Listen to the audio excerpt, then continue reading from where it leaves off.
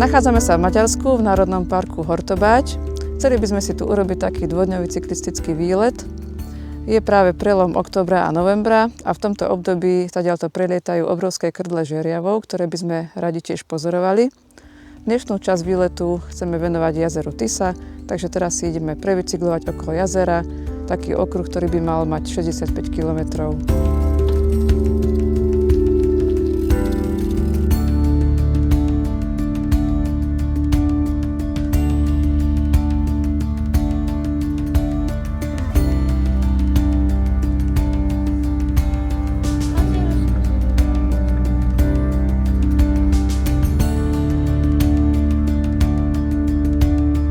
Toto je môj denník, kam si zapisujem informácie o žeriavoch.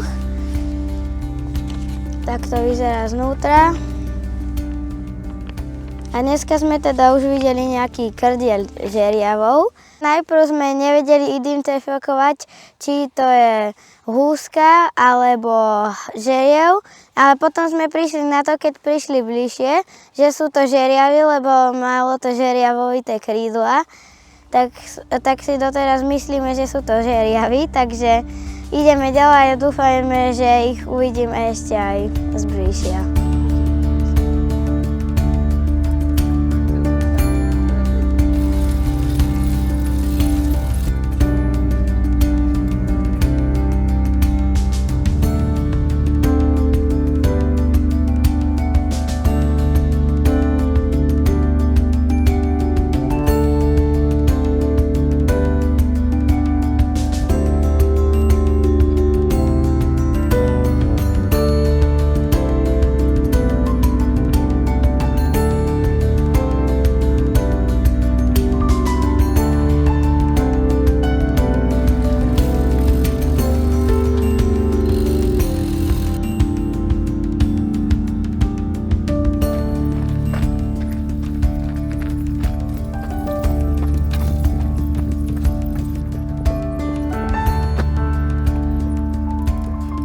Ako to už býva, ani na dnešnom tripe nič nestíhame, ale ten hlavný bod programu sa nám stihnúť podarilo.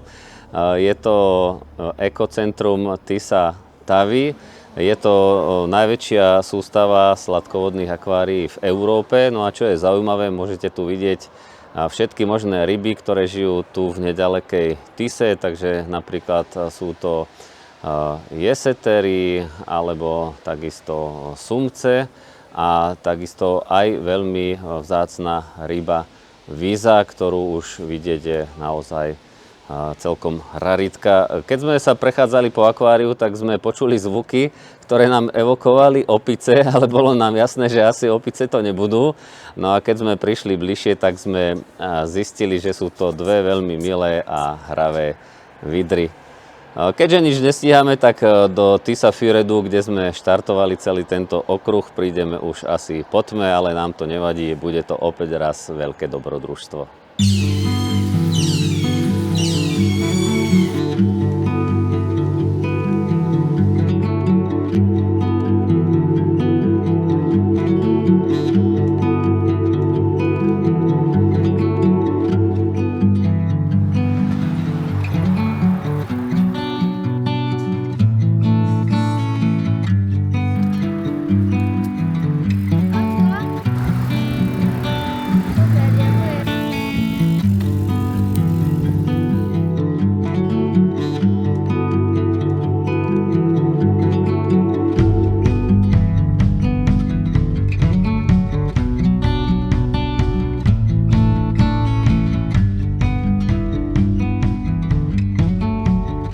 Druhý deň pokračujeme v našej cyklistike.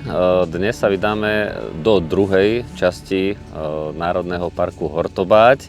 Vyrazili sme z mestečka Tisa Füred a ideme popri rieke Tisa. Tá ponúka naozaj krásne zákutia.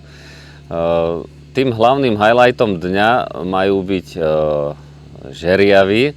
To je ten najväčší ťahák, kvôli ktorému sme tu vlastne aj prišli. Sme si vedomi, že už sme trochu po sezóne, asi týždeň, ale stále ich naokolo všade počujeme, aj vidíme krdle na oblohe vo vzduchu, takže veríme si, že sa nám ich podarí uvidieť aj zblízka. Ešte nás asi čaká 30 km jazdy k jazeru Kondáž a to je to hlavné zhromaždisko, kde by mali byť. Takže dúfame, že sa nám ich podarí vidieť.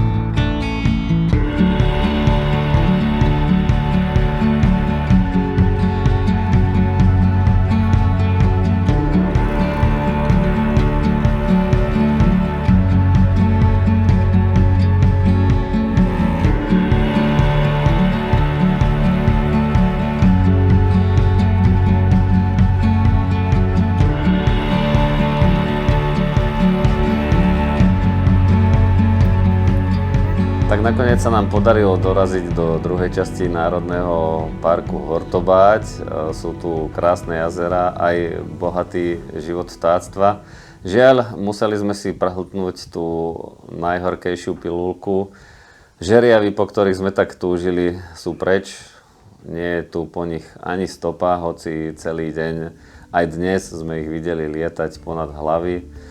O včerajšku ani nehovorím, takže sme dosť smutní, ale taký je život, môžeme si naplánovať ďalší podobný výlet, možno už najbližšie na jar, kedy sa budú týmito miestami vracať.